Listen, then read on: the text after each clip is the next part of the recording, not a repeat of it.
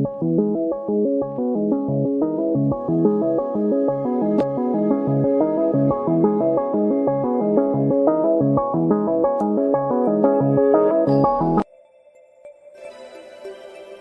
stood at the corner of a street that did not know her name.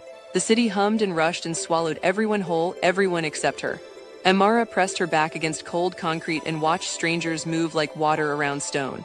She was the stone, out of place, out of time. Something ancient lived inside her chest, and this city had no room for ancient things. The apartment was 4 walls and a window that faced another wall. Amara sat on the floor. She never trusted chairs in this place, and closed her eyes. She tried to remember the sound of the river. The way pine and red clay smelled after rain. The reservation was hundreds of miles south, and every single one of those miles pressed against her lungs like a hand that would not let go. The city had taken her body. It had not taken her memory. She walked the city at night because the crowds thinned and she could almost pretend the streetlights were stars. Almost. Amara had no one here who understood the language of red earth and running water. No one who had ever sat beside a fire older than memory. She pulled her hoodie tight and felt the shadow stretch long behind her on the pavement, and for just a moment she thought it moved when she did not.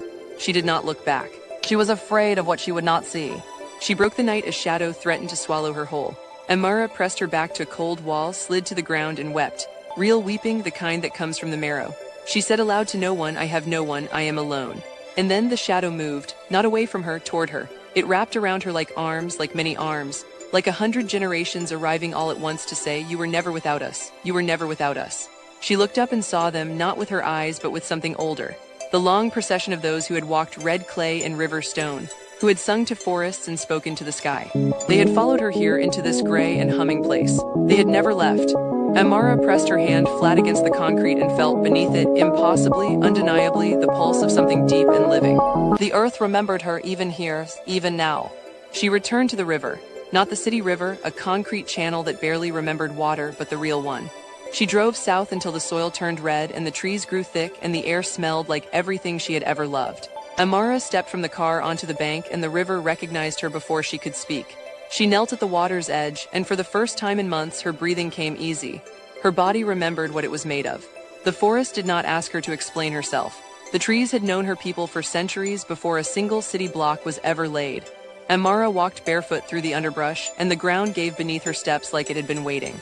She laughed a real laugh, sudden and free, and the sound rose into the canopy. Above her, light fell in long cathedral shafts. Around her, the ancestor spirits walked quietly as they always had. She was not lost. She had never been lost. She would return to the city. She knew that now.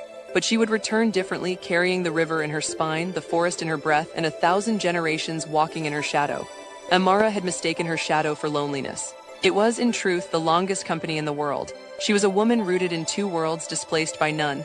Wherever she stood, the earth beneath her feet remembered her name, and that was enough. That was everything.